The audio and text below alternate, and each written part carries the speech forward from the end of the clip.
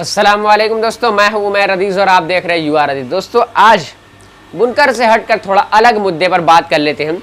आज मैंने जब ट्विटर ओपन किया और जब मैं ट्रेंडिंग पेज पे गया तो जो तीसरे नंबर पर ट्रेंड कर रहा था उसमें यह था कि भाषण नहीं माफ़ी मांगो। अब ये किसके लिए ट्रेंड कर रहा है आप समझ ही चुके हैं, मुझे ज़्यादा विस्तार में बताने की ज़रूरत नहीं। जी हाँ, ये हमारे प्राइम मिनिस्टर से कहा जा रहा है, हमारे देश के मुखिया से कहा जा रहा है कि आप भाषण नहीं माफ़ी मांगे। ये ट्विटर पर ट्रेंड कर रहा है। और ऐसा क्यों ट्रेंड कर रहा है? क्योंकि वो मन की बात करते रहते हैं और मन की ही बात में वो रोने भी लगते हैं। और जब वो रोते हैं तो कुछ ऐसे भक्त हैं, कुछ ऐसे अंधभक्त हैं जिनको भी रोना आने लगता है। अब मैं ये नहीं कहूँगा कि ये इस तरीके से रोते हैं या फिर ये इस प्रकार रोते हैं या फिर इनके रोने को ये कहा जा सकता है, मैं बिल्कुल अपने मुंह से नहीं कहूँगा। आप तस्वीरों से समझ सकते हैं कि इनका रोना कैसा इसमें बताया गया है, ये जो ट्रेंड कर रहा है। अब आते हैं थोड़ी सी बात कर लेते हैं कि आखिर ऐसा ट्रेंड क्यों किया जा रहा है। दोस्तों आपको पता ही होगा कि हमारे देश में बहुत ज़्यादा मौतें बेड की कमी की वजह से, ऑक्सीजन की कमी की वजह से, यानी कि आप समझ लीजिए कि कोरोना से जितनी मौतें नहीं हुई हैं उससे ज़्यादा लाइलाजी की वजह से हो गई है। जी हाँ, उनका इलाज नहीं हुआ है जिसकी वजह से उनकी मौतें हो गई हैं और उसका जिम्मेदार देश के मुखिया को माना जा रहा है। यानी उनकी ये स्ट्रैटेजी नहीं थी, उनकी प्लानिंग नहीं थी कि वो किस तरीके से इसको मैनेज कर पाते। लोग सड़कों पर गिड़गिड़ा कर मर गए, लोग हॉस्पिटल के सीढ़ियों पर मर गए, लोग हॉस्पिटल के बेड पर बिना ऑक्सीजन की वजह से मर गए, लोग हॉस्पिटल के फर्श पे बिना बेड की वजह से मर गए, लोग गलियों में, रिक्शों पर, टोटो पे, ऑटो पे न जाने कहां मर गए, केवल इलाज की कमी की वजह से, यानी कि ला इलाजी की वजह से लोग मर गए। और फिर शाम होती है तो आ जाते हैं मन की बात करने और उसमें रोने लगते हैं और ये कहते हैं कि मुझे बहुत ज़्यादा दुख है।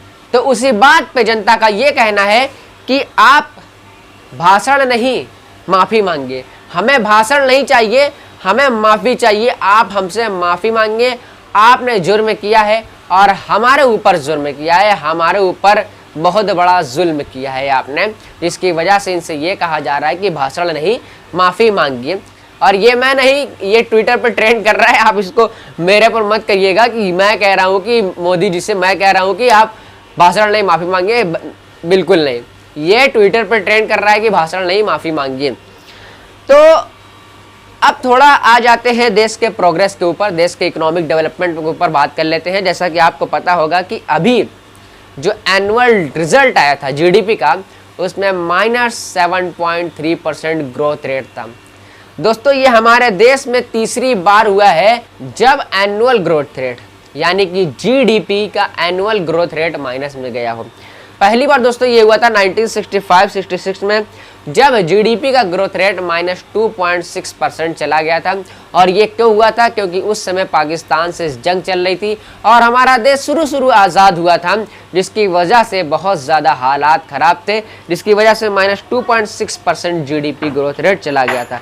उसके बाद 1979 और 80 में जीडीपी ग्रोथ रेट -5.2% चला गया था। ये भी क्यों हुआ था? क्योंकि हमारे देश में बहुत ज़्यादा सूखा पड़ा था और ईरान में रिवॉल्यूशन हुआ था, जिसकी वजह से पेट्रोलियम सप्लाई भी रुक गई थी, जिसकी वजह से बहुत ज़्यादा असर पड़ा था। लेकिन सबसे ज़्यादा असर 2020 और 2021 में, यानी कि आप समझ लीजिए -7.3% जीडीपी ग्रोथ रेट, क्योंकि इस समय कोरोना काल चल रहा है।